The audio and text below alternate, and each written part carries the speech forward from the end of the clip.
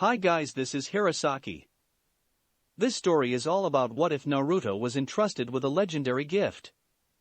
When Naruto is given a gift considered legendary even in a world where walking on water is a daily occurrence for some, will it lead him on a path towards peace, or will the consequences of said gift leave a hole in his heart too large to fill? Before we start, kindly like and subscribe to this channel, and look over the description box for the author of this amazing storyline. Welcome aboard. Chapter 13, Storm V. Luckily for the two of them, they actually managed to stumble across a road after finding a winding path to take them down the cliff face. It wasn't very wide or well maintained, but it was a definite step up from trekking through seemingly uncharted jungle aimlessly. The trio of boy, girl, and monkey steadily made their way along the road, noticing it begin to widen as well as a few signs of better upkeep. They quickly found out why when it suddenly merged with a much better maintained road that was actually paved. After that, it wasn't long before they reached a small town. Shizuku was grateful for the opportunity to change her clothes and get them cleaned while Naruto stocked up on their supplies. Currently they were sitting in a small outdoor cafe, a plate of steaming dango between them which Shizuku was happily munching her way through. They were getting some odd looks from the town's residents. Naruto guessed it wasn't every day you saw such a young monk and Miko eating casually while occasionally feeding a small capuchin monkey. However, as they ate, Naruto was casting a well-hidden eye around them, not entirely sure what he was looking for himself until he spotted them. A small trio walking along the road, rather unremarkable save for the headbands they all wore. The simple metal plate was engraved with what appeared to be two mirrored lightning bolts that the blonde knew to be the symbol of the hidden waterfall village. Naruto smiled at that. It was good to see there was a shinobi presence here. It meant they couldn't be too far off from the village itself. Usually, hidden villages made good shows of protecting the various towns and settlements within their respective countries. However, most of the time it was merely for appearance. Sake ninja rarely did anything for free, especially if it spread out their available manpower. If there was an actual patrol in the village, and not just some shinobi on their way to, or back from, a mission, then it was a good guess to say Takigakure no Sato was close. Unfortunately, Naruto knew he couldn't just follow them back to their village. As soon as they left the town they would take off at speed, and if the two of them were caught running like that, it would be highly suspicious. Naruto had tried asking around town for the way into Taki, but the residents had been very tight-lipped. Apparently even merchants had to go through a special process before being allowed to enter the village. With a sigh, the blonde quickly paid for their food and motioned for his companion to follow him. He couldn't follow the ninja, but nothing was stopping him from traveling in the general direction they were going. Originally Naruto had planned on using his Rinnegan to seek out the area of high chakra density a hidden village would surely be, but he then remembered shinobi villages had defenses against that kind of thing. It was started by Konoha during the founding of their village. The wife of the Shodai Hokage had constructed an enormous barrier array that would not only hide the village, giving more credit to its name, but also alert a special team of any and all entries into the village. However, it obviously couldn't account for people leaving the barrier if Naruto was able to leave with the ease he did. Other villages had similar countermeasures, mostly against the threat of the Byakugan and Sharingan, which could both see chakra. At first Naruto had been rather excited when he found the name Mito Uzumaki, going on to discover lots about the Uzumaki clan from the extensive library in the temple. The old Hokage had always told him he was an orphan and didn't know who his parents were. He had always taken that to mean his given name was just chosen at random. However, it had still been fun for the young monk in training to imagine for just a moment he actually had a clan, a rather powerful one at that if the history books were anything to go on. Unfortunately, the Uzumaki, along with their home village Uzushiogakure no Sato, had long been wiped from the elemental nations. On top of that, Naruto had none of the recognizable characteristics of the clan famed for their longevity. He had neither the traditional red hair nor common purple eyes. He didn't count the fact his Rinnegan was purple as much as he would like to. Still, the blonde briefly enjoyed the fleeting fantasy of having a family, even if they were spread to the four winds of the continent. Back in the present, Naruto had moved on to Plan B, which involved a lot of aimless wandering until they happened to come across a clue to Taki's general whereabouts. With that in mind, the duo, or trio, if you counted Masaru, left the town in the same direction as the Taki shinobi. Being the country that it didn't take long for Naruto to come across a nice large clearing at the base of an even larger waterfall that provided a nice background roar. "Why'd we stop here? I thought we were looking for Taki?" Naruto just gave Shizuku a fond grin as he shrugged off his traveling cloak, a thin pole-like protrusion of sand rising from the earth to catch it. While traveling out of Kusa and into Taki, Naruto had worked relentlessly on his manipulation over the element. He was still nowhere near the mastery Gaara had held, but he was definitely closing the gap with his determination and stamina. He pointed over to the raging waterfall behind him as he also began to remove the top portion of his robes, making Shizuku blush for reasons she couldn't quite fathom. That's why we're here at a waterfall." For being only 11, Naruto had a well-trained physique thanks to the rigorous and scheduled training undergone at the temple. His muscles were lean and developed, but not overly bulked to the point where they would hinder movement. Monks trained their entire lives, so they could run through their training kata flawlessly, able to hold certain awkward positions for hours at a time in deep concentration. "You're kidding me? You just expect to search every waterfall in Tani no Kuni and just hope to stumble onto a hidden village?" Naruto just gave a large grin and a small nod as he rolled his shoulders, loosening them as he created more sand construct to hold his top and pouches. "That too, but I also want to move on to the next level of wind manipulation training." Shizuku widened her eyes in understanding. Occasionally she would see Naruto split leaves with his chakra, and after she had asked, he had explained all about the various elements and their individual chakra types. She gulped as she looked up at the enormous waterfall relentlessly pounding down on the small pool next to them. She wasn't sure what she had expected when Naruto had told her about this stage in wind training, but perhaps something smaller. "You're going to cut that?" Naruto nodded excitedly, and honestly, he had been waiting for an opportunity like this since leaving Suna, and he was raring to go. He had gotten to the point where he could split leaves almost absently, even using different parts of his body. It no longer provided any meaningful challenge to him. The same could be said for the initial stage of fire manipulation, although Naruto could learn that at his leisure, so there was less rush. "That's the plan anyway, we'll move from waterfall to waterfall each day, do our usual exercise, and look for a way into Taki." With that he smiled and reached into one of the pouches he had placed on the new sand table he had made. After rummaging for a moment, he removed a small scroll with a few intricate designs around the edges.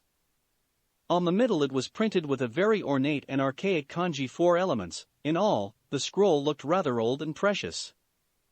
Shizuku nearly fumbled it when Naruto casually threw it over to her. "This is one of the scrolls my senpai gave me before I left the temple. It contains all of the introductory stages to elemental manipulation.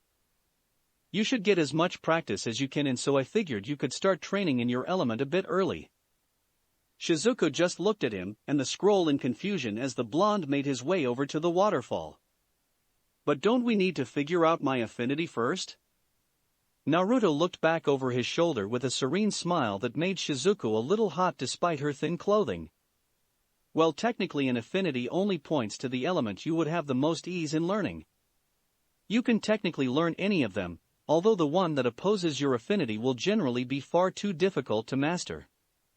Try out water manipulation first. I'd take an educated guess that is your affinity anyway. The chakra paper would just be to confirm it, or see if you have a bloodline."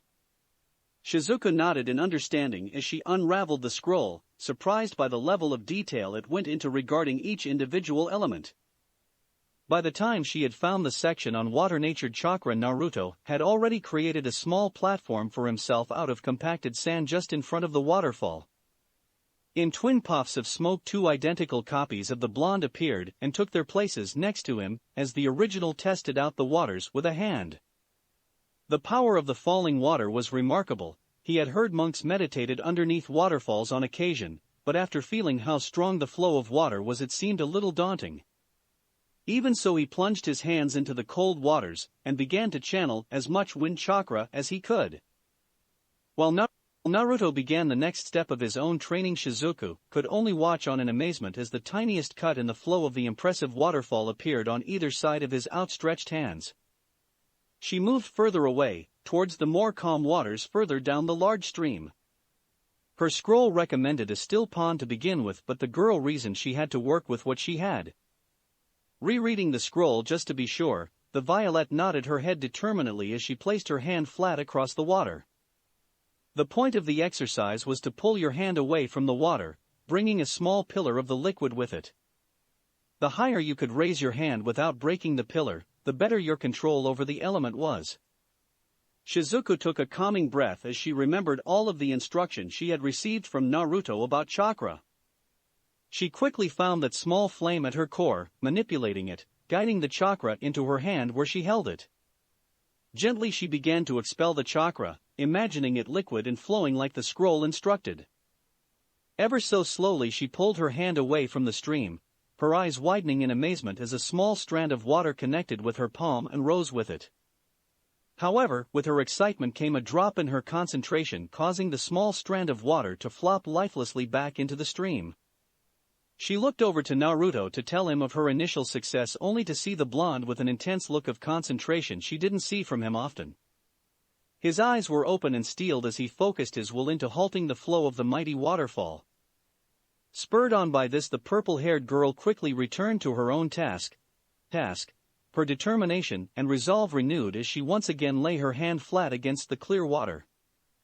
Over the next week the two youths improved steadily with their respective techniques, Shizuku slightly faster at her own due to it being less complex.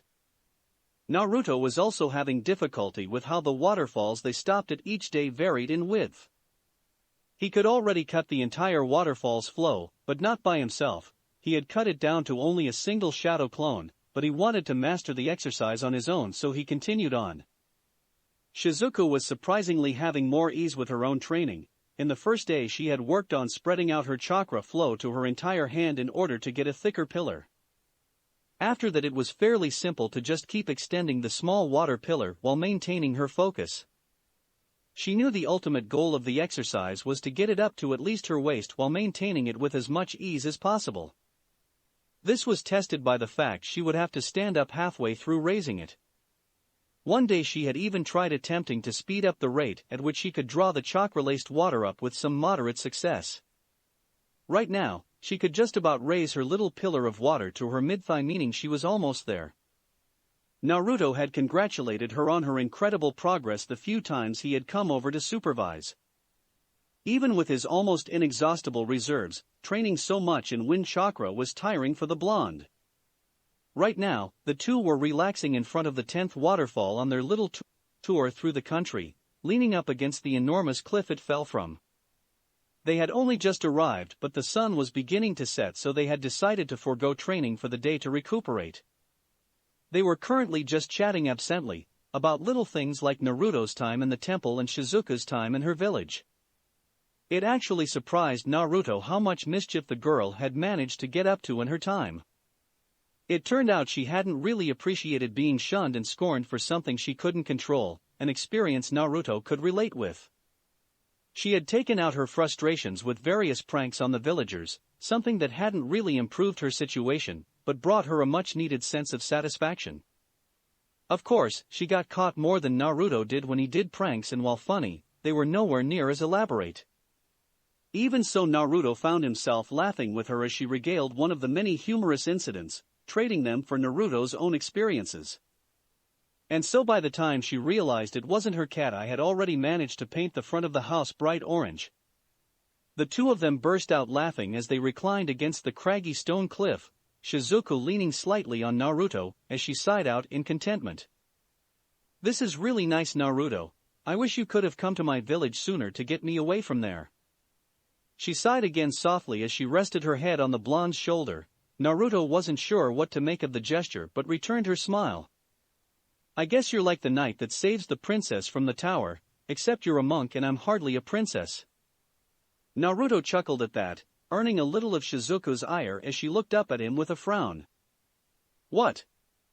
Naruto just absently waved, turning his gaze up to the sky, tracing a few of the stars in his head.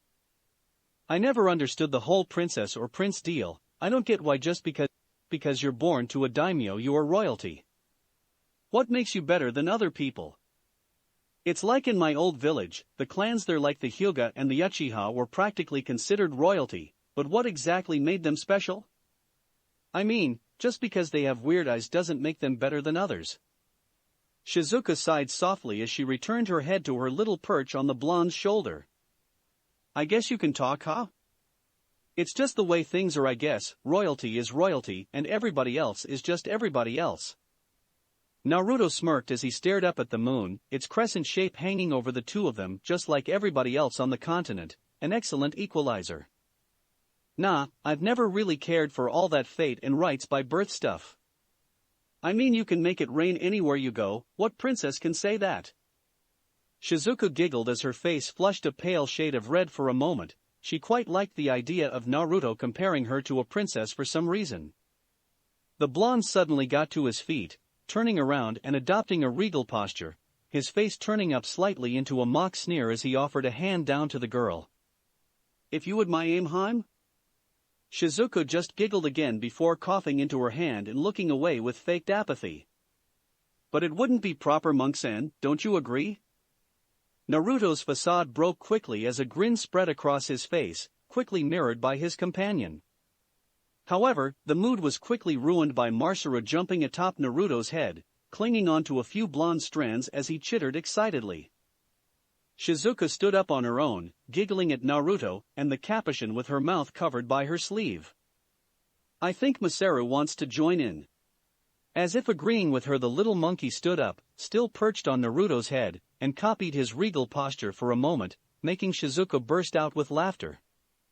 However, Naruto suddenly quietened as his gaze drifted to a copse of trees a good distance away.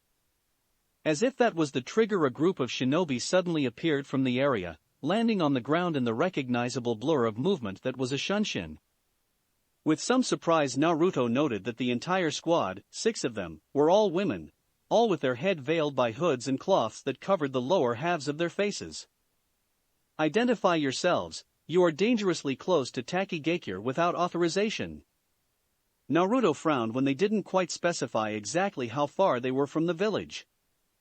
Deciding to just lay along and see if the shinobi would be willing to guide them, Naruto held his hand up slightly in a show of surrender. I'm just a traveling monk on his journey with my companion here. He smiled sheepishly as he rubbed the back of his head, noticing a few of the shinobi's hands twitch toward their kunai pouches as he did so. I was actually looking for Taki with my friend. Would you be willing to take us there?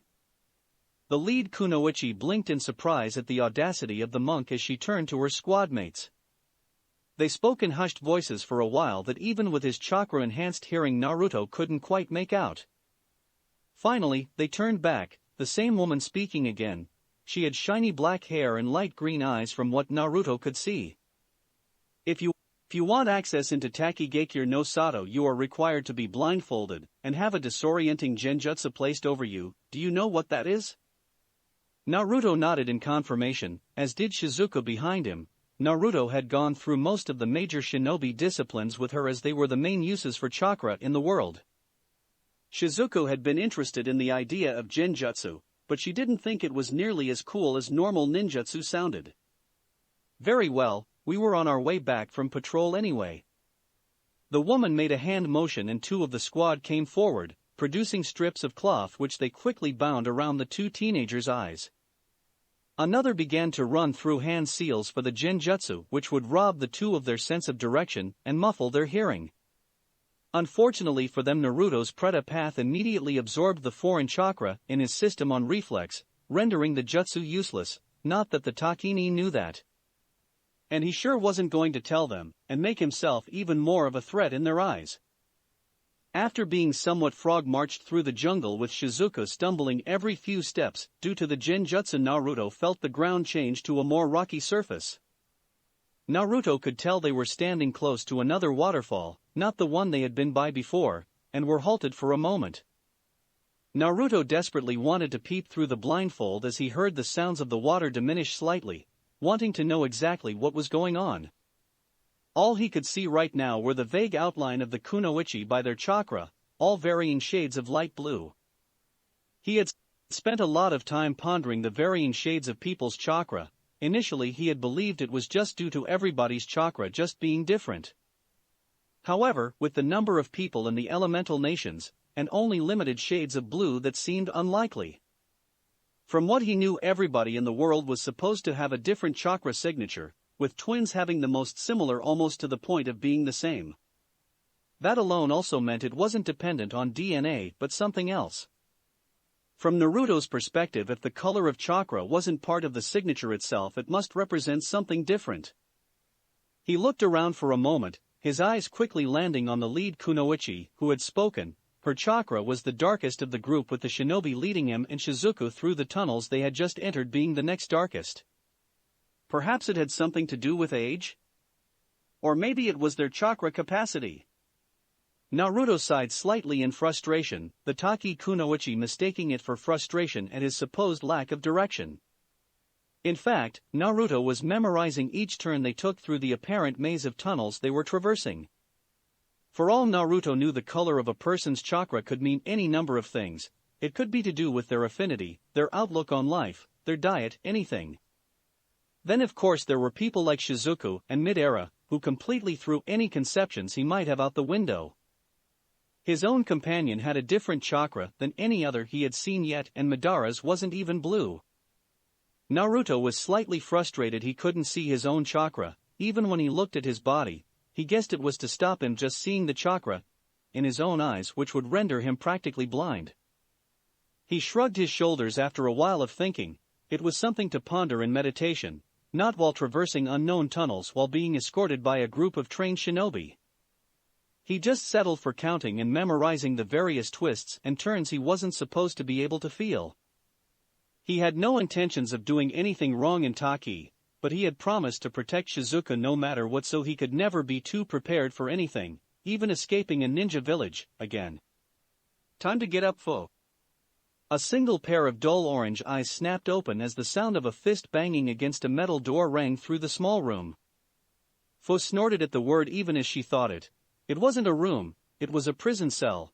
From the drab white walls to the metal door complete with sliding observation port, the room screamed captivity. The girl had already been awake an hour before the call had come, as she always was, as it always had been for the past 12 years of her life. Slowly she lifted herself up off the barren metal floor from where she had just finished her daily reps, managing to time it perfectly with her warden's wake-up call. Technically he was her caretaker, but Fu knew what their relationship was, just as the man did. No matter how he hid behind that fake veneer of politeness, she saw the hatred and disgust in his eyes just like everybody else in the village. She sighed. Her life had become so monotonous she could almost count it down like clockwork. 7, 6. She slid her mesh undershirt on over her developing torso, ignoring the slight sheen of sweat she had worked up. 5, 4. Next came her white vest, cut off so that her mesh shirt poked out beneath it, which in turn ended just above her belly button. 3, 2. Finally, she slipped her equally white arm warmers, one of which held her forehead protector, up onto her forearms. 1. At that exact moment the metal door creaked open to reveal a tall broad man with large muscles and a shaved head standing in the opening. Fo had known the man nearly all her life, all of it that she could remember anyway. Things were slightly hazy before the Nanabai no Kabutomushi had been sealed inside of her. Absently she glanced down at a spot just above her left breast, right over her heart. If she channeled chakra there a seal would show up, probably the most intricate one in the entire village. Come on. The man's voice was gruff, it always was, and even from where she was standing she could smell the traces of alcohol on his breath. He had no doubt been drinking the previous night. Sometimes Fo loathed the inherent abilities her tenant gave her, not that she didn't have enough things to hate about the powerful creature inside of her. An incredibly heightened sense of smell and taste were just one, and even though she had practically grown up with them, having her whole life to adjust, she still couldn't quite feel right being able to know so much about somebody from the way they smelt. For instance, her caretaker, Kanshu, had a woman in his bed last night. He still reeked of the perfume and lipstick she had worn, despite him having a shower if the scent of cheap body wash was anything to go by. Fo could even tell what he had eaten this morning, a simple meal of some white rice, miso soup, and grilled fish. Wearily brushing her mint green hair away from her eyes, she quietly followed the man out of the room. It had not taken her long to learn that speaking without being directly asked a question ended badly more often than not. At a reasonable pace the two made their way through the earthen corridors of the compound Fu had lived in for as long as she could remember. It wasn't very large, only a few rooms with essentials for living. In fact, Fu knew exactly how many steps it took to get from her bed to anywhere in the complex. She had to shield her eyes slightly as they walked outside, the sunlight making her wince after her time in the underground dwelling. 32 steps, he walked slightly quicker today. Like the timid little girl she was supposed to be, Fu silently followed her guardian as they made their way through the village, only passing through back alleys and the less populated areas, of course. They wouldn't want to offend the villagers by having the demon girl make an appearance anywhere in the public eye. Fu couldn't help it as her eyes narrowed and her fists clenched, immediately stopping as she noticed Kanshu look back over his shoulder at her. Finally, they stopped at a location the girl was also intimately acquainted with, her personal training ground. She snorted in her mind again. The only reason it was hers was because after using it once nobody else would dare come near it again. Everybody had this idiotic notion that they might fall under her demonic influence or some nonsensical rubbish like that. Then again, she couldn't be all that sure of their motives. It wasn't like she had talked to anybody besides her caretaker, a handful of shinobi that she was forced to work with on missions, and the village leader Shibuki. A rare sliver of hope had once entered Fu's heart when the previous leader of Taki had passed away from consuming the hero's water. She had hoped with all her heart that Shibuki would be different because he was around her age. He might feel some sympathy or just feel something for her other than disdain. She was right, the boy didn't hate her like the majority of the village. Unfortunately, he was weak-willed, easily manipulated by his advisors, and ultimately, nothing changed. She walked out into the middle of the field, noticing the scratch marks in the ground that might have been ignored had she not known it was a vast sealing array. It was a part of a gift from Konoha to cement the alliance between the two nations, designed to restrain and neutralize Bijou chakra with a single hand sign. Its genius lay in the fact it was powered by the very energy it was restraining, so once it had returned to tolerable levels the seal would naturally disengage, far too brilliant to have ever been thought up by the idiots in her village. That earned yet another mental scoff. Her village, it was like an inmate saying his prison. This village was no more her home than the soil it lay on was. She only wore the headband because any possible signs of disloyalty would be severely stamped out by repeated and painful punishment. She absently scratched at the collar around her neck, to all the world appearing as just a simple leather choker with an intricate tribal-like design running its circumference. Fu knew better. With a single hand sign it would instantly send enough electricity through her body that, even while under the influence of her inner demon, would incapacitate her. Depending on the amount of chakra that Kanshu, Shibuki, the advisors, or occasionally shinobi she was on missions with chose to use, it would either knock her out, give her a painful and humiliating shock, or even kill her. Not even her regenerative powers would save her from the huge amounts of energy that would be emitted by the collar. It was her insurance, a cage without bars or even a key. As far as Fu knew, the collar would only ever come off when she died. Maybe not even then, so they could torment her corpse too. Once her training was complete, she was once again led through the now darkening village, cast into shadow by the sun descending behind the great tree in the center of the village. For many it was a symbol of Takigakure's strength and resolve. To Fu, as she descended into a passage right at its base, it was just another reminder of her imprisonment. The door to her cell closed behind her with a metallic clunk, a tray of food sliding in just before it closed, leaving her in silence again. She sat on the bed, staring at the floor. She already knew there were 36 floor tiles. She had counted them hundreds of times. There were 14 cracks on the roof, 3 small holes in the earthen walls, 7 roots sticking out in random places, and 26 scratched on her tough metal bed. This room was her home, it was her life, it was her prison. She listened to Kanshu's steps walking away before sighing quietly as she picked up her tray of food. 32 steps. She finished up her meal, just white rice that was slightly stale, and a few raw slices of fish, only the best for the demon. She placed the tray back in its usual place before retiring to her bed, quickly stripping off her now sweaty and dirty clothes. She closed her eyes as she fruitlessly tried to find a comfortable position on the bed. When she opened again, it would all begin anew. Chapter 14, Storm 6. Okay, so what first? Food or supplies? Naruto got his answer in the form of Shizuka's stomach rumbling rather loudly, even making a few people passing by turn their heads, much to the girl's embarrassment. Naruto just grinned as his eyes began searching for the nearest cafe or restaurant. They could get something cheap. They really needed to get some more money soon. Okay, food it is. Shizuka just put her head down in even more embarrassment as her cheeks flushed a deeper shade of red. The two were standing in a busy street in Taki, civilians and shinobi alike wandering around for either leisure or business. They just had to sit through a rather arduous and boring talk with a village representative to make sure they had no ulterior motives for being in the village. After about 3 hours of moving between various departments in the village leader's tower, they were finally released into the village itself. Naruto quickly rummaged around in his pouches until he produced a small handful of ryo, almost all the money they had left. You go grab us something to eat, we'll meet back in the square in a few minutes. I'll go see about getting some chakra paper and maybe some odd jobs for money.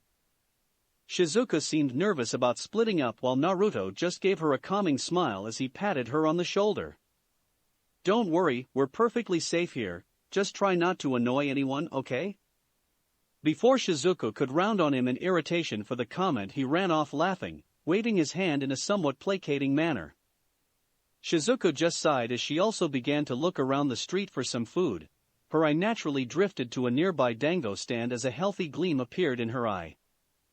Back with Naruto, he was currently moving through a rather thick crowd, which was surprising considering it was still fairly early in the morning.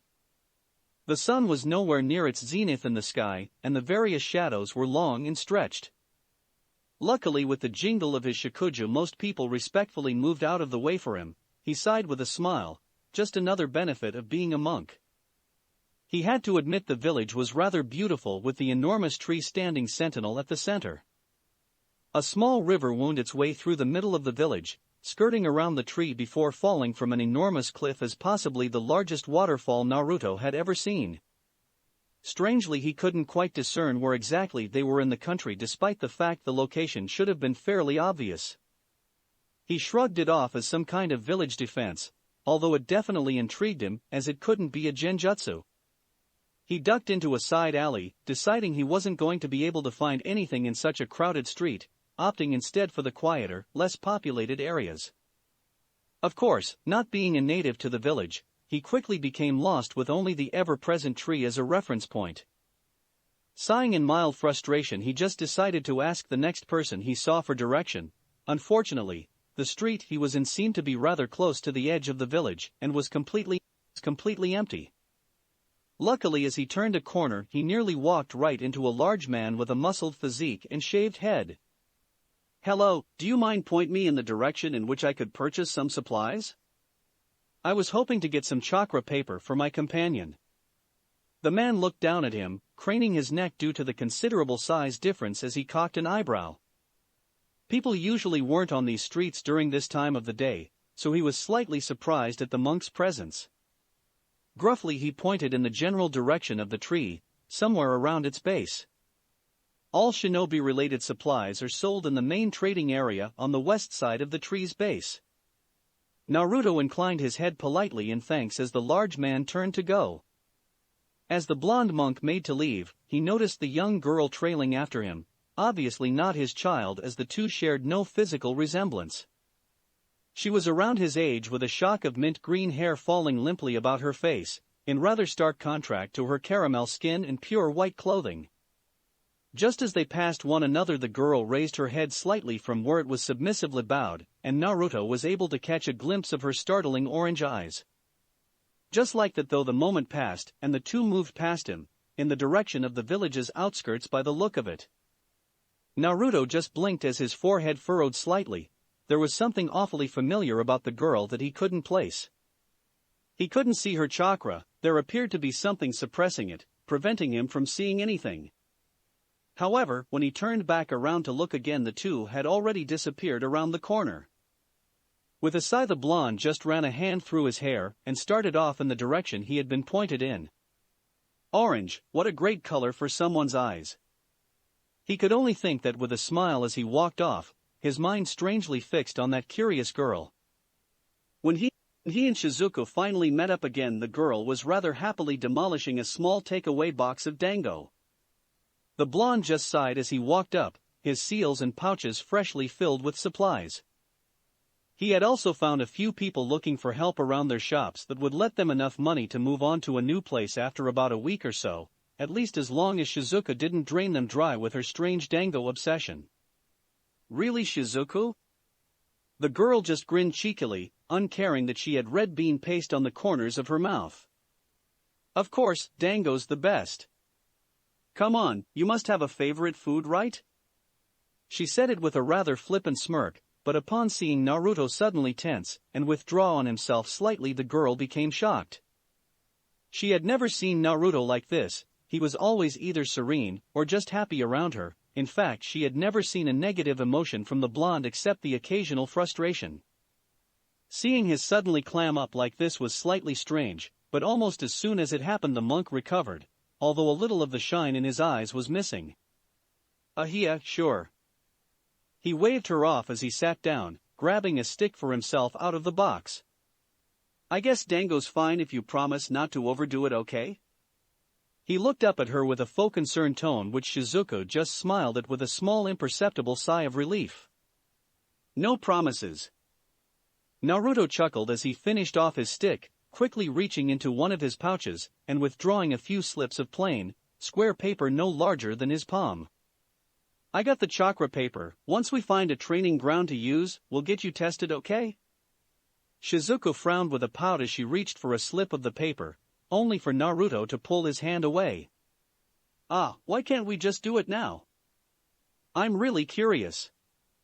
Naruto chuckled again as he replaced the paper in his pouch, sealing it tightly so they wouldn't fall out. Yeah, I am too, to be honest, but it's suspicious for non-shinobi to be seen using chakra, especially for things like elemental manipulation, and even more especially in the middle of a shinobi village where aren't even residents. We don't know if they have sensors or other means of detecting use of chakra, so we should be careful unless we're in a training field, okay? Shizuko maintained her rather cute pout, but nodded after seeing Naruto wasn't going to relent on this anytime soon. Fine.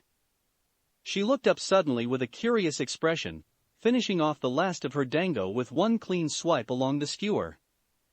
Did you find us a place to stay? Naruto gave an absent nod as he swallowed another dumpling, allowing his eyes to drift around the small square they were sitting in.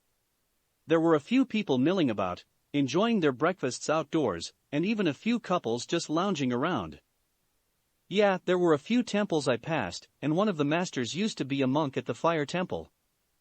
He'll let us stay in one of the dojos for a few days until we move on. Shizuka nodded with a happy smile. She had wondered what it might be like to stay in a temple, even if it was only for a few nights. Suddenly a thought snuck up on her as she looked down at the clothes she was wearing. Will I have to get robes like you? Naruto finally looked around at her, amusement twinkling in his steely eyes before turning back with a small chuckle. No, I think you'll be fine. Shizuka didn't like the rather mischievous grin the blonde now sported.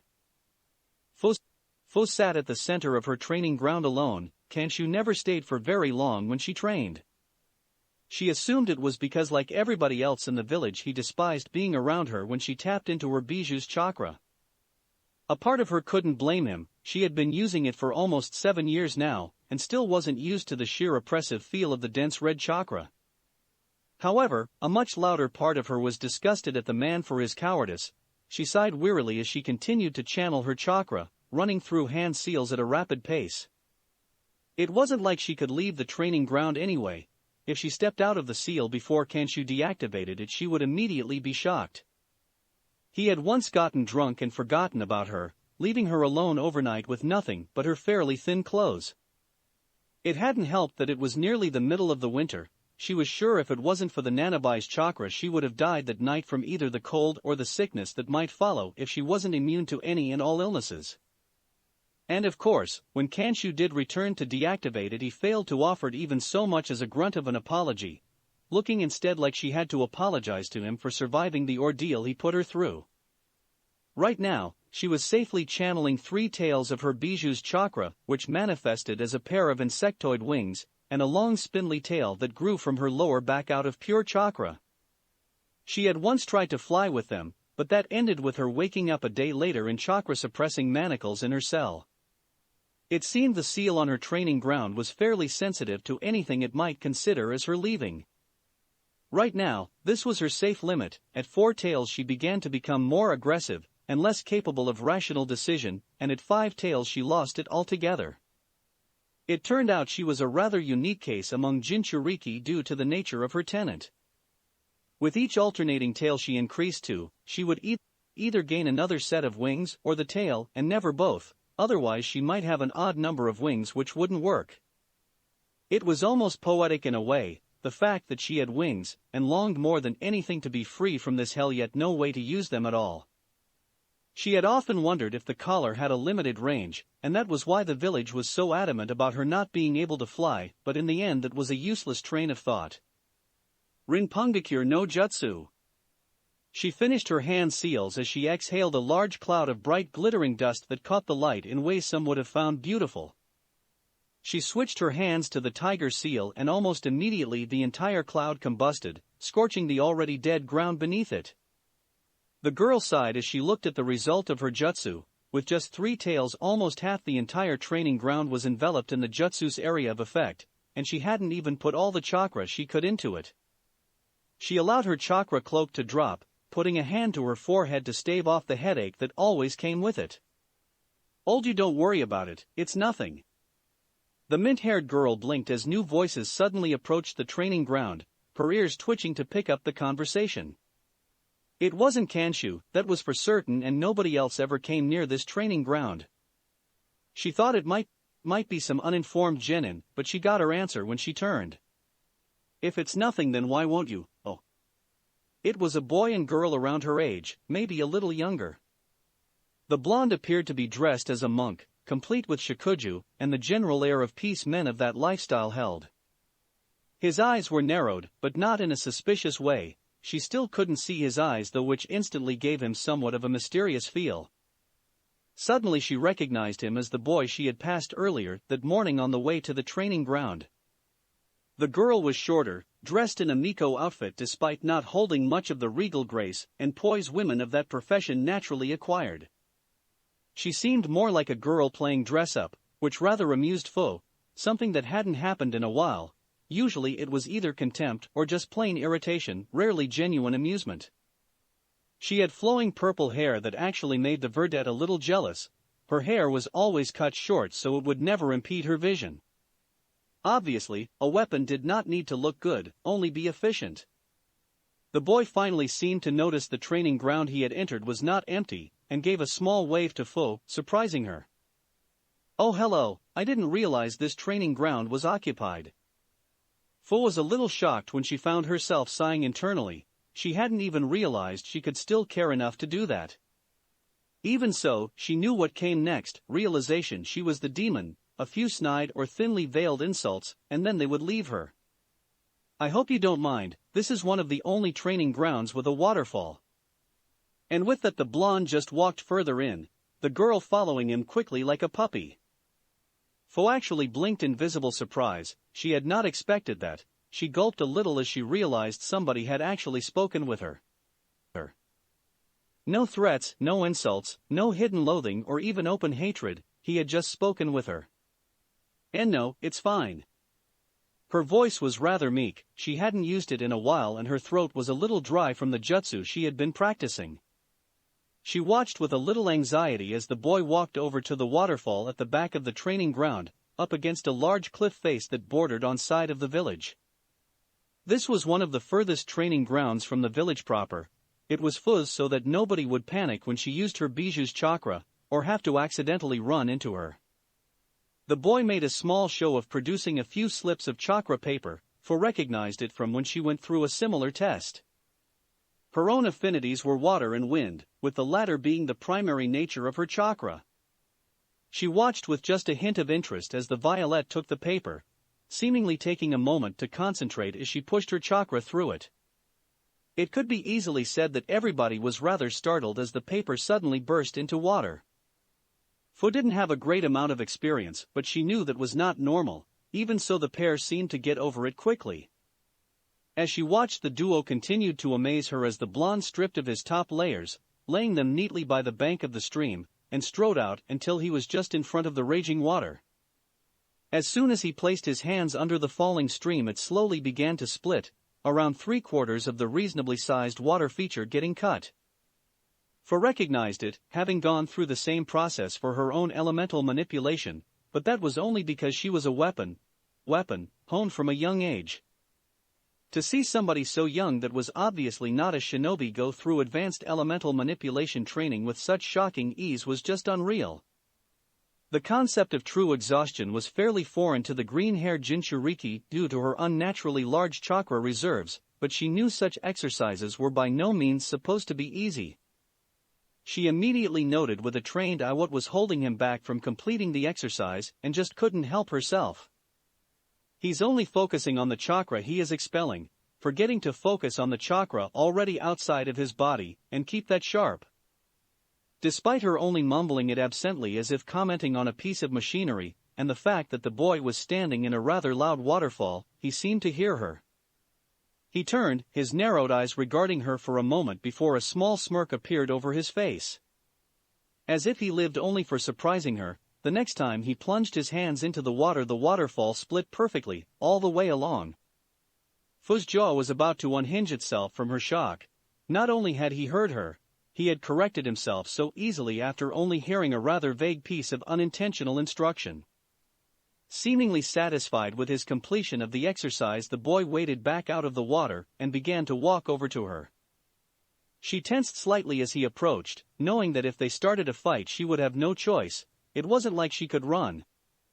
Either way, she would be punished for fighting within the village or trying to escape her training ground.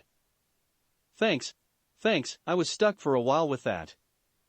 The caramel-skinned girl wasn't quite sure how to answer, just standing there with a rigid posture at the unfamiliar sensation of talking with somebody. As if sensing her unease, the blonde smiled at her in a disarming manner before gently raising his arm out. I'm Naruto, by the way. Fu just blinked as she stared down at his outstretched hand, regarding it cautiously as she subconsciously shifted her weight onto her back foot. The tiniest flicker of a frown ran across Naruto's brow before he covered it with that same serene smile. It's a handshake, you know, a sign of friendship? He said it jokingly with a small chuckle at the end, but somehow Fu knew he was gauging her reaction. When she continued not to answer, Naruto put his hand down before motioning over to where Fu could see the other girl practicing the first stage of water manipulation. That's Shizuku, and the monkey is Masaru. It was only at that moment Fu noticed a small capuchin, somewhat common in the forests around the village, sitting next to the purple-haired girl, watching her perform the exercise. She couldn't believe it had slipped past her notice. It was so covered in the girl's scent that she hadn't properly sensed its presence. She knew it was because she was so confused by what was going on that it had simply slipped her mind. If her handler could see her now, she would probably be on the ground, writhing from the collar's shock for missing a potentially important piece of information like that. Fu. It came out rather weak again, so she coughed slightly and said it again, slightly more forcefully though. Naruto just smiled at her and extended his hand once more. This time Fu tentatively placed her own out, broadening Naruto's grin as he went to grasp it. In reflex, Fu immediately grabbed his wrist, twisted her body, and threw the boy over her shoulder. To her surprise, though, he landed on his feet gracefully, in a flash adjusting his posture into that of a taijutsu stance she didn't recognize. Well, I wasn't going to ask for a spar just yet, but alright. Fu just shifted onto her back foot again with some hesitancy. She had attacked the boy, and he was still smiling at her. Even if he wasn't verbally abusing her for being a demon, he should still feel some hostility towards her for that. In her confusion it took her a few moments to register what he had said, neither of them moving in the meantime. What's a spar? Naruto blinked in surprise, giving Fu the briefest flash of steely purple orbs behind his usually concealing eyelids. He dropped out of his stance, cocking his head ever so slightly to the side. You know, a friendly fight between friends. Fu's brow furrowed in confusion again. It felt as though every moment she spent with this boy new, perplexing ideas were being thrown at her that she couldn't understand. She didn't know a lot about friendship, considering she had never had a friend before. It was not surprising, but she understood enough to know friends weren't supposed to fight. Why would friends fight? Naruto cocked an eyebrow at her, still not shifting from his more relaxed posture just as Fu didn't move from her own defensive stance. Well, it isn't really a fight, more like a mock battle to test your skills without the threat of your opponent killing you. Fu blinked warily. She had never experienced something like that. All the opponents she had ever faced in combat had been real and 100% ready to deal her serious harm. It was kill or be killed for her to get experience, and so far, she was still alive to think about it. So, if we spar, we are friends? Again, the girl's brow furrowed in intense befuddlement, which led to a slightly concerned look to flit across the blonde's features, not that Fu recognized the emotion. Well, I suppose you could look at it that way. Friends, rivals, comrades, sparring doesn't exactly necessitate friendship, but it can be a sign of it. Fu's intense look slightly relaxed at that, but she still seemed defensive and confused, like a cornered animal wondering why the predator had not gone in for the kill yet. Naruto was actually a little surprised she hadn't run off yet from the way she was acting. So, you wish to become my friend? Naruto smiled brightly at that as he shrugged casually, the motion catching the vedette off guard. Sure, if you want to. Immediately Fu's features hardened into a scowl as her posture became far more aggressive, still not eliciting any meaningful response from the blonde. At this point Shizuku was looking over at the two with curiosity, and a small hint of concern for her friend. Why? Naruto cocked his head again, the very casual and unconcerned motion again confusing Fu in a manner she didn't understand, so was naturally frustrated by. I didn't know I needed a reason to make friends with somebody. At this point Fu was trembling in barely controlled rage, her tenant's chakra on the verge of breaking through. Stop this, whatever it is you are doing, stop it. Is hating me not enough for you? Now you have to try and break my spirit as well? I won't let you. With that the lithe Taki Kunoichi shot forward, her arm outstretched with her palm flattened like a blade. In the minuscule time it took for her to cross the distance between them, Naruto had already shifted into a defensive stance of the Mizu no Mai. As her bladed hand came in, he latched onto her wrist, diverting her arm, and allowing her forward momentum to carry her forward until her body was flush against his back. Before she could react, Naruto dropped down into a perfect split, never letting go of the girl's wrist. Fu was already destabilized from the unexpected move, so when Naruto slightly jerked on her hand she rolled forward with almost no resistance. The whole movement flowed seamlessly together like a flowing stream, and fairly soon Fu found herself on her back against the slightly damp earth. With the grace and agility only intense and earnest training could provide, she rolled back to her feet, noting that Naruto had made no move to capitalize on her being grounded. She shot forward quickly, although this time it was a feint. At the last moment, as she saw Naruto's hand come up to grab her wrist, she instead grabbed his, pulling hard and bringing her knee up at the same time. In an impressive display of flexibility and control, Naruto instead pushed off as he felt his balance shift, launching himself up and over the girl with a burst of chakra-enhanced movement. During the girl's confusion he switched their grip before landing with both feet solidly planted on the ground, using chakra to stick there and pulling the girl up and over his shoulder in one swift move. Once again Fu found herself rolled onto her back, confused by the lack of pain she felt from what could have been a severely debilitating attack. However, this time when she got up it wasn't as fast, and she suddenly felt rather woozy, like they had been fighting for much longer than 2 minutes. Shaking her head to clear the cobwebs as best she could, she watched the blonde with caution, while he just maintained that same unconcerned smile. You have a lot of chakra. Ignoring his words as needless banter, despite feeling confusion as to how he knew that, Fu launched herself forward, using chakra to enhance the movement this time. Once again at the last moment though, Naruto sidestepped, lashing out his hand to suddenly appear behind her, holding both wrists solidly. Fu tried to struggle, but the longer he held her the weaker she felt, and the less she could concentrate. Finally, when she felt her legs weaken to the point she was only just about standing, Naruto released her, making her stumble forward on uncertain feet. See? Now that was a good spar. Fu just breathed heavily as she turned to the blonde. Why? She panted for breath before straightening up. Why are you doing this? Naruto sighed wearily as he ran a hand through his hair, the serene smile vanishing for a moment as it was replaced by a slightly weaker, but more genuine one. I don't know what kind of conceptions you have about me, but I don't mean you any kind of harm, Fu. The mint-haired girl looked down, her hair shadowing her dull orange eyes as she stared at the barren ground at their feet. Naruto began to feel the hairs on the back of his neck rise as virulent red chakra began leaking out of Fu's pores, quickly forming a cloak with a single long thread-like tail flowing behind her.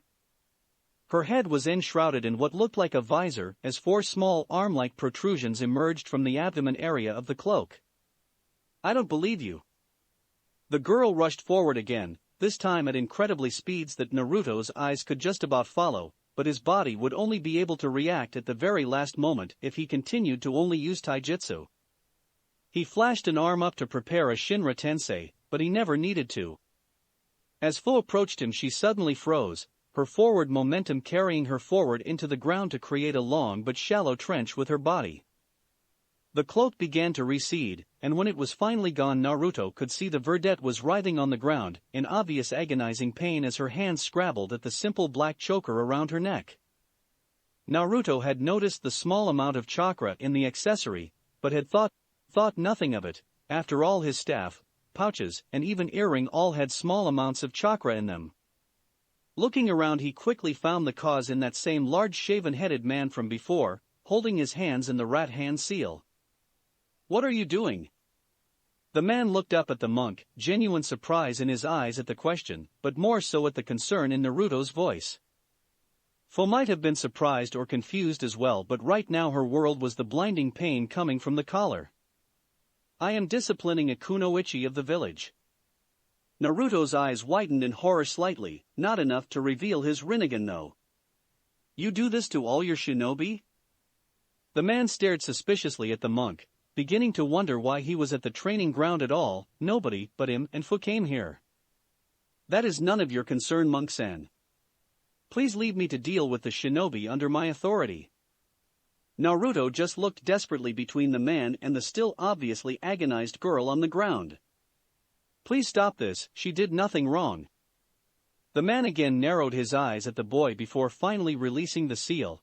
Fu was left twitching on the ground, her eyes wide and unfocused as she gasped in large breaths of air. Explain what happened here.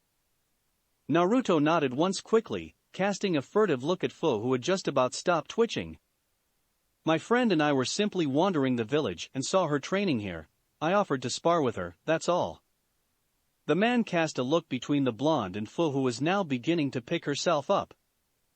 Naruto noted that her posture had become submissive and withdrawn, her eyes looking glassy like they better belonged on a dead person. Well, I recommend in the future you avoid engaging in spars with our shinobi, monk-san. Especially this one. He cast a dirty look at the now partially recovered girl, who had moved over to his side without a word. Come on, Fu, we're going back to your home. Fu didn't even blink or acknowledge the statement in the slightest. She just followed with small measured steps as the burly man went to walk away, leaving Naruto and Shizuka very confused and worried for the mint-haired girl. Shizuka walked over, her eyes following the pair as they left until they were out of sight completely. Why was he doing that to that poor girl? She didn't get a response immediately, so she turned to look at Naruto. Like her, his eyes were following the girl and her large guardian, although he was following their chakra signatures until those two vanished.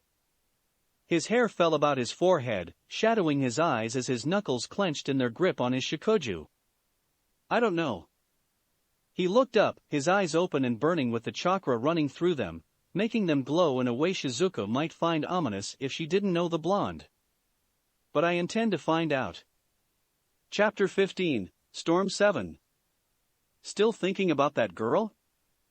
Naruto and Shizuko were currently sitting in the small dojo that had been provided for them by the master of the small temple. It was small and sparse, but the floor was at least covered in tatami mats, so it was comfortable. The man himself was kindly, although Shizuko had to put up with the fact the man was a complete pervert, and not all that ashamed to admit it. She now knew why the man would have no trouble with what she was wearing. Even in her rather short time with Naruto she had continued to develop, filling out her clothing a bit more. I don't know how I can't. Did you see what that man was doing to her? Shizuko just nodded silently as she rubbed at her neck thoughtlessly. Just the image of that poor girl with her body clenched in agony would stay with her for a while. What might have been even worse was that when she was finally released her face almost immediately dulled, becoming submissive and lifeless. It had obviously been done to her before. But it's not like there's anything we can do, right? Like the man said, he was punishing a shinobi of their village. If we went against that they would kick us out, or worse.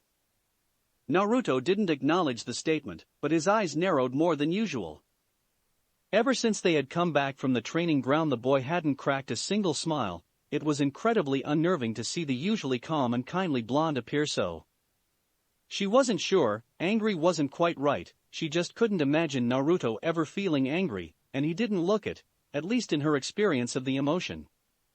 Cold might be better, his eyes were steeled, and even though he would look around occasionally Shizuko could see he was deep in thought, no doubt going over what exactly he could do to help the girl. Sometimes she was almost sad that Naruto had such a kind heart. He would never knowingly allow somebody to be in such pain. She could tell it almost physically pained him not being able to help. But why would they do that to one of their kunoichi? Surely it can't be good for them. Naruto fisted his hands as his head dipped a little lower. She was sure if his shikuju wasn't safely over by the wall he would be threatening to crack the wooden staff. It wasn't that, she was a Jinchuriki.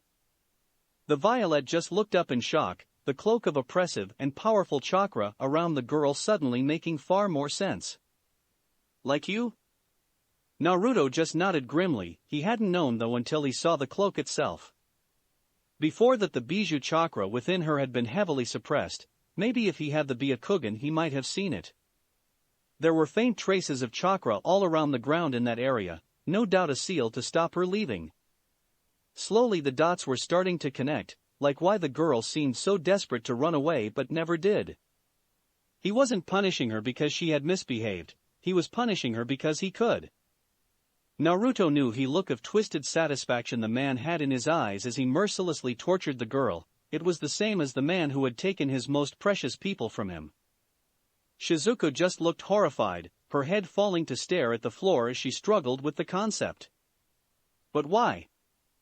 Naruto sighed as he finally looked up, his caul-hardened eyes softening for a moment with sadness and melancholy that looked far too old for a boy his age. Because people make no effort to understand that we are not the creatures sealed inside of us. It was the same with Gaara. Shizuka nodded, she had been told of the redhead's treatment in Suna. The only reason the former Ichibi container wasn't in the same situation as Fu was probably due to Suna lacking the necessary seals to do it. However, I think it is even worse with Fu. Shizuka just looked at him helplessly. She wasn't a ninja, or even a monk. She had only just begun using chakra and didn't know what to do. So, what do we do? For the first time that night the smallest of smiles crept up on Naruto's as he gazed out of window at the silhouette of the great tree. We give a lonely girl some friends. Hi Fu. The aforementioned mint-haired girl spun on the spot at the new, but familiar voice, instantly dropping into her defensive stance. She relaxed when she saw it was Naruto and Shizuku, but only slightly, her face betrayed no emotion. She had decided to just stop being confused by everything Naruto did, otherwise she feared she would just end up with a lot of headaches. The duo plus monkey made their way over to her, both humans having a smile on their faces, their steps easy and relaxed. Why did you come back? Naruto just cocked his head to the side in amusement as he walked past, turning his head to continue talking. What do you mean? This is still one of the only training grounds with a waterfall. As if to accentuate that point, he once again began to strip off his top layers and made for the waterfall. Likewise, his female companion moved a little farther downstream and continued with her own elemental training. Fo absently noticed that she had succeeded in making a pillar of water up to her waist and appeared to be trying it with two hands, unorthodox, but Fo could only guess it would refine her control further. The vedette just stood there a while, unsure of what to do as she watched the two train. She wasn't sure whether she should train as normal, sure they were a monk and a civilian, but it still might risk them learning her strengths or weaknesses. However, it was not like she could just leave the training ground. The seals on the floor and around her neck saw to that. Also, if Kanshu came back and saw she had not been training to her fullest, she would be punished anyway. In the end, she began to run through her taijutsu kata, feeling that was the safest thing to train at the moment. As she did so, she couldn't help but think back to her spar with the blonde the previous day. Remembering the various ways he countered her with his fluid and seemingly effortless movements was incredible to watch, purely from a professional standpoint. As she considered it, she had to admit that her own style was far too rigid to counteract it. It had never really been an issue before, as it was mostly used when she was in her chakra cloak, and that had never failed her yet. She had to admit that these spars were indeed good for pointing out a possible flaw in her style. Again, she found her eyes drifting over to where she saw Naruto knee-deep in the stream, still perfectly holding back the waterfall with his wind chakra. It appeared he had really taken her instruction to heart and was now working in lengthening the time he could maintain a steady stream of chakra. Finally, after an hour of excruciating silence between the two parties, only dampened by the ever-present roar of the waterfall, Fo finally walked over to them, however cautiously. While Shizuka still seemed engrossed in her exercise, Naruto immediately spotted her, as if he had just been waiting for her to make a move. Hey there! He waded out of the stream, and Fo took a moment to watch a single drop of water roll lazily down his well-toned body, blinking when she caught her gaze drifting for no apparent reason, at least to her. Would you? She gulped before shaking her head and straightening her posture. She refused to act intimidated or even slightly weak around these two, although the feeling only seemed to manifest around the blonde. Would you spar with me again? Naruto's face lit up in a gleaming smile as he ran a hand through his hair to get rid of some of the water that had settled there. Again, Fo found her eyes unintentionally mesmerized by the way his muscles flexed during the action. She had seen plenty of trained shinobi with similar bodies, so she knew how difficult it was to achieve. Of course, taijutsu or more broad. The girl blinked, unaware that monks knew anything beyond taijutsu, having never had to fight one before. Considering fighting was her only real interaction with other human beings outside of the village, it was somewhat unsurprising. Taijutsu. She tried to keep her tone clipped and her voice without emotion as she had been trained, but the longer she stood there looking at him, the harder she found it. Naruto just nodded with that same smile as he grabbed his shikuju, not bothering to reclothe his torso at all. The two moved out into the center of the field and settled into their individual stances. Fo noted with some shock that his was different to the previous days, not to mention he now seemed like he was going to use the shikuju for actual fighting. You are willing to take part in this despite Kanshu warning you against engaging me or any other Takigakure shinobi? Fo didn't sound all that interested, as she would much prefer to spar with the boy, but she at least felt obligated to warn him. The blonde just chuckled as he once again ran a hand through his hair in a manner the vedette was quickly understand to be some kind of anxious tic. He said it was a recommendation. I've never been too good with those. All the while he kept that same serene smile and narrowed eyes, in sharp contrast to Fo's emotionless features and alert and active eyes. With an unspoken signal, the two reacted at the same time, Fo rushing forward at high speed and Naruto using his staff to imitate a pole vault. He launched himself in the air above Fo, far higher than she had expected from the power he put into the move. His body span like a corkscrew to give him momentum, and in a millisecond his shikuju came down on Fo's shoulder, giving her a light tap that he used to push off and land gracefully back on the ground. Strangely, he seemed to hover ever so slightly before his feet touched down, lightening his landing significantly. Fu just paused as she turned, staring at him with an analytical eye to try and figure out just what he had done. Naruto seemed to notice as he immediately came out of his ready stance to lean on his staff slightly. In a spar it's okay to ask questions, there's no real threat here. Fu nodded hesitantly but never once left her ready stance, keeping her muscles tensed for action. Why did you not use a stronger hit when you could have? Naruto passed his shikuju from one hand to the other absently. It's not the purpose of the style, Kaze no Mai, it's a purely evasion-based taijutsu style. Even as he spoke, Fu's mind clicked through various possibilities as recognition lit up behind her orange eyes. You used wind-natured chakra to increase the speed of your movements as well as lighten your body. Naruto just grinned at her, figuring it out so quickly. It wasn't like that gave her a particular edge.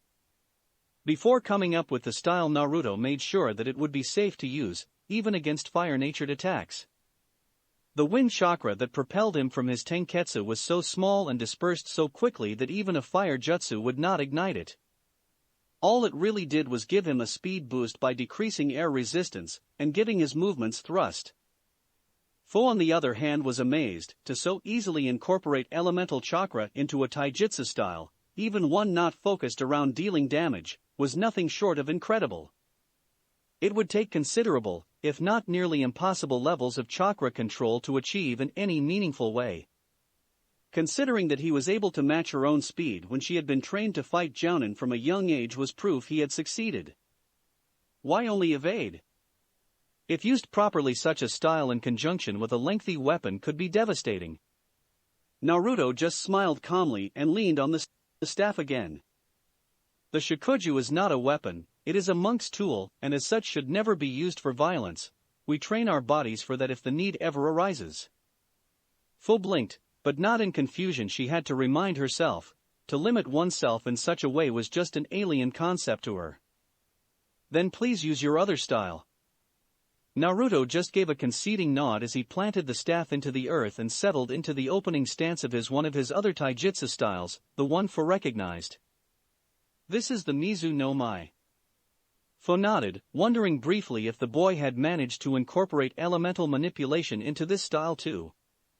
She dismissed it though. To show such skill with wind at such a young age was already incredible, with another element as well, inconceivable.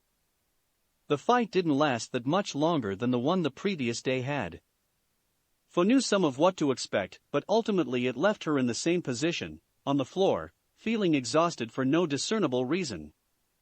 What did you do to me? Naruto smiled from his position over her, once again clothed and leaning on his shikuju. It's an ability I can use that works well with the style. I can control the flow of chakra, even if it's not my own. He crouched down next to her before sitting cross-legged. Fu could only pant and look up at him, too tired and drained to move. I can move chakra either into my body or out of it and into something else. To demonstrate, he lightly placed a hand on her uncovered shoulder. Fu was too tired to move like she normally would on reflex. Suddenly though, felt warmth spread from the contact, moving through her body and revitalizing her fairly quickly. In this way I can absorb the chakra of anything in connection with my own, from people to animals to plants and even. He looked up at her, catching her gaze for the split-second pause in his words, seals. Fu didn't respond immediately. She couldn't. Her mind had nearly shut down at the prospect of what the blonde is suggesting. Seals? Naruto just nodded, acting like he hadn't noticed her slight slip and the new look that had entered her eye. Sure, every seal runs on chakra in some form, from the most basic storage scrolls to the most advanced barriers.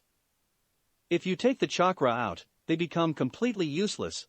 Even if they have defenses against the seal being destroyed or removed, those defenses still run on chakra. He allowed the smallest of smirks to flit across his mouth as he looked down at the ground. Take the seal inscribed on the floor of this training ground. Fu actually gasped at that, quietly, but still noticeably, but Naruto made no indication he noticed. Pretapath. He placed a hand palm down on the ground and quickly drew all of the chakra out of the enormous sealing array on the ground.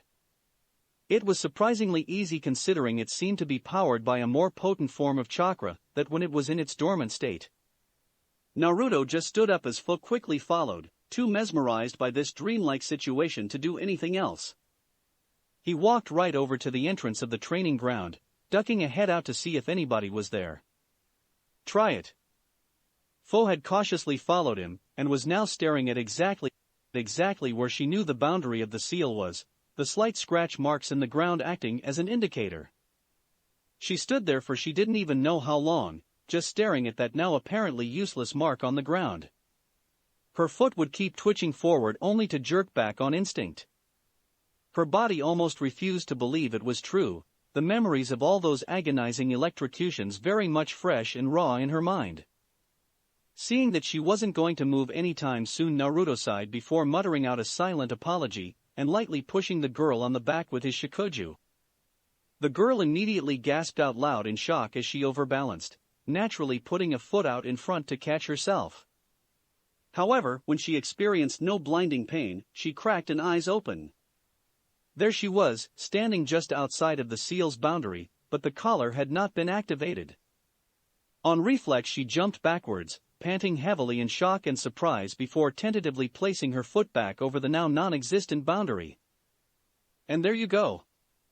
She turned back to Naruto, her orange eyes wide and disbelieving as they flickered between him and the ground she was standing on.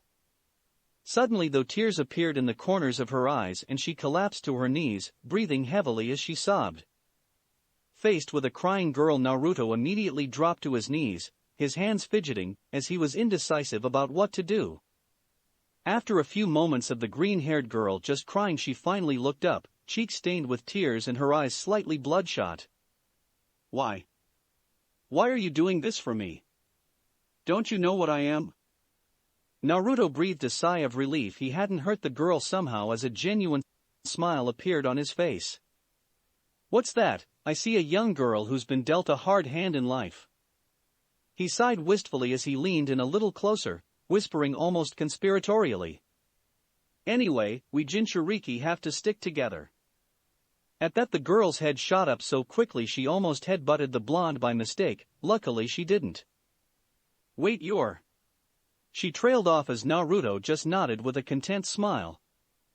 Fu just stared at him for a single second, a tense silence enveloping the clearing as she tried to stare into his covered eyes. How did you escape? Naruto just smiled as he rose to his feet, offering his hand to the girl, which she took almost immediately without hesitation. Shizuku looked over in their direction for a moment, but seeing Naruto was in no danger she returned to her exercise. It's a long story really. And it was, by the time Naruto had finished explaining to Fu about his escape from the village, a brief summary of his time in the temple, his travels to Suna and onwards and finally here. Fu just listened in somewhat awed silence to the tale, the two of them sitting on a boulder a short distance off from the waterfall. Fu felt like just running off into the village, but knew it would accomplish nothing. All it took was one hand seal, and she would be a writhing mess on the ground. Then we got caught by some Taki Kunoichi who led us into the village. He stopped, looking at the mint-haired girl who just seemed to be processing what he said quietly. So, I'm not alone, there are others like me like this. Gaara? At Naruto's quick nod she resumed staring at the ground, her eyes just naturally following the now defunct lines of the inactive seal. And you? Naruto nodded, even though he knew his life was nowhere near as terrible as Fu's was, or even Gaara's.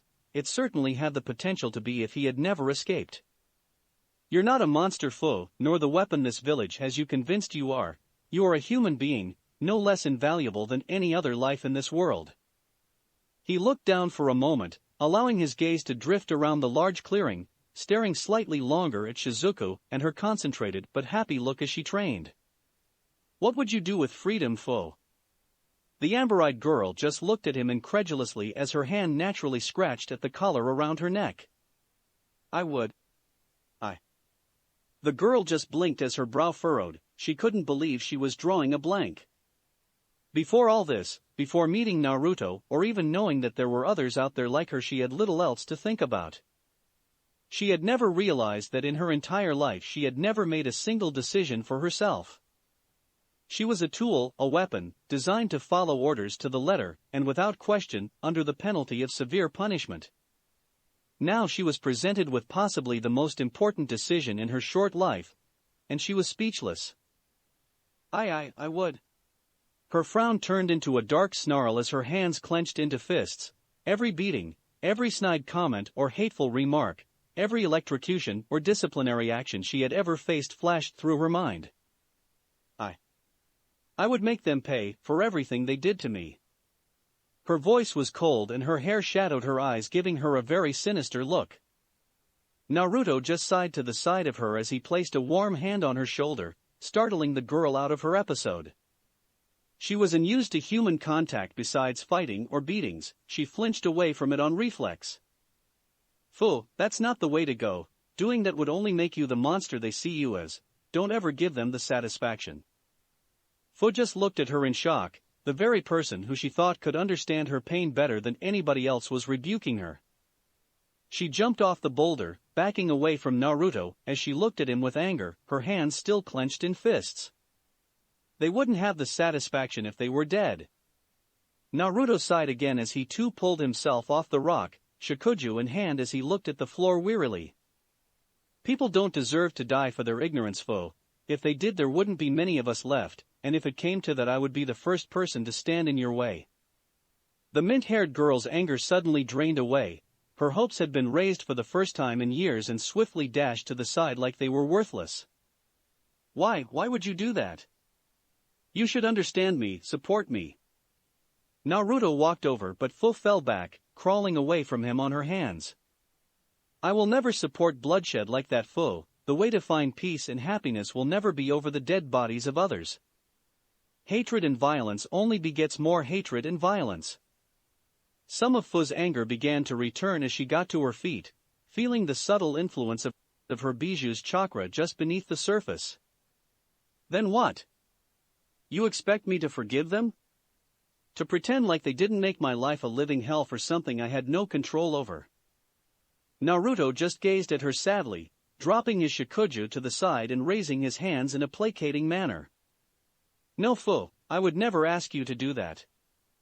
The girl at this point was seething, a thin veil of almost gaseous chakra leaking from her body. Then what? Naruto let his head dip slightly as he let out a long exhale, already seeping his chakra-infused sand into the ground beneath the girl in case she lost control. Just leave and never look back. Go out into the world and find your own happiness, but not at the expense of others. Fu made to shout again, but the words caught in her mouth, tears beginning to form again, but immediately evaporating as they met the haze of chakra surrounding her. Finally, after a few tense moments, the girl collapsed to her knees, the cloak never forming as it dispersed harmlessly. I promise. Her voice was meek and submissive, her head falling forwards so her hair covered her eyes. Please. She looked up, tears now freely streaming down her caramel cheeks and dripping from her chin. A long time ago Fu had promised herself she would never cry, she would never allow the world to see her pain. She couldn't hold it in any longer though, it all came crashing out as she looked up into the blonde's whiskered face. Just free me from this nightmare. Naruto sighed heavily, but his eyes had softened now as he walked over. It barely took a second. Naruto pulled the girl in for a moment, wrapping his arms around her lithe body. It just took a finger against the collar to draw the chakra out and let it fall harmlessly to the ground. A few of Fu's tears dripped on it as they both looked down at the seemingly innocent strip of leather, the previously deadly seals now nothing but harmless ink. Fu wasn't sure how long she just stared at it, the very symbol of her imprisonment within the village, the cause of her everlasting misery, or so she had thought. Finally, she stood up on trembling legs, absently rubbing the now uncovered skin around her neck, noting how raw it felt. She looked up at the sky, to Naruto, and then in the direction of the village. For a moment Naruto worried that the girl might renege on her promise. However, in a flash of light her chakra cloak instantly appeared, two wings sprouting from her lower back out of the virulent red chakra which seemed even more potent without the suppressive collar. Without another word the wings began to beat incredibly fast, lifting the kunoichi up into the air. She almost tensed up, expecting the electric shock that never came. When she felt no pain, she began to laugh nervously before it turned into full-scale hysteric, tears once again freely flowing, except this time out of pure, unrestrained joy. With a single look back at the blonde below her as well as a sweeping glance at the village where she could already see shinobi mobilizing to intercept her, she shot off, faster than most could see, nothing more than a red blur fading into the distant sky. Naruto watched her go with a fond smile before quickly turning to Shizuku and waving. Getting the message, the girl grabbed her gear and quickly took off after Naruto, as the two fled the training ground before shinobi could turn up. It was luck the rest of Taki avoided the training ground like the plague, or they might have gotten there in time to intercept them. As it was, Naruto and Shizuku managed to get into the village, while suppressing their chakra levels to the best of their abilities. For Naruto that meant nearly undetectable, and for Shizuku that was to just above an average civilian. Do you think you did the right thing by letting her go like that? What if she hurt somebody? Naruto looked across at Shizuku as they made their way through the less populated, but not empty streets around the edge of the village.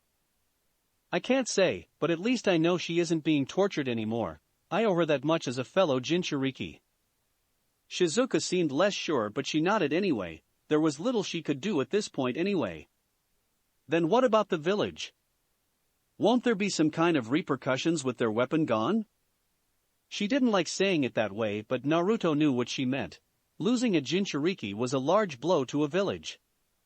They weren't exactly replaceable, at least easily anyway, and few weapons were as powerful as the controlled chakra of a bijou.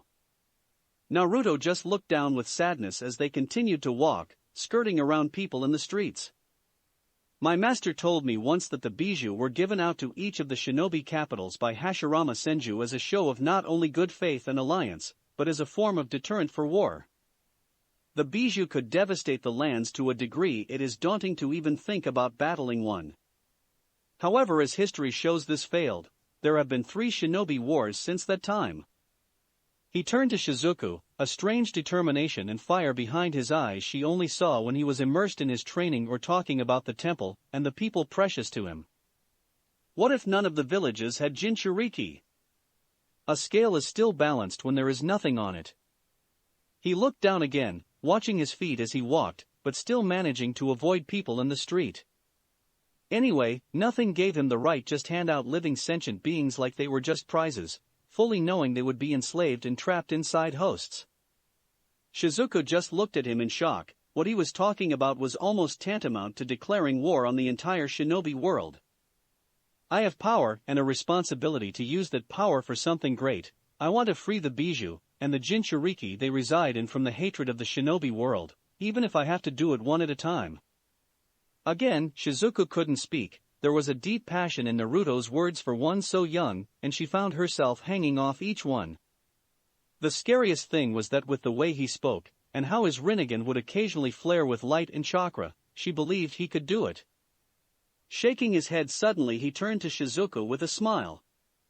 I once promised you that I would protect you, always be there for you so you would never have to cry again. He looked down sadly, but still with the hint of a smile tweaking at the edges of his lips. The path I've decided to walk down is going to be dangerous. She suddenly cut him off by running forward and throwing her arms around him in a warm hug, despite the rain pouring down on them. You saved me and I will never forget that. Don't ever think I would let you do something this crazy alone. Naruto froze for a moment before smiling back and accepting the hug. Thanks, Shizuku-chan. The girl just giggled as she released him, Marsura watching the whole thing with a curious gaze. Now come on, you have 6 more to go by my count. Naruto just grinned as the two walked off into the village, intent on finding a way out before the shinobi declared a lockdown and made it more difficult. That's it for this reading. Hit like and subscribe for a free ticket pass going to the different worlds of anime fanfictions. Looking forward to having you on board again.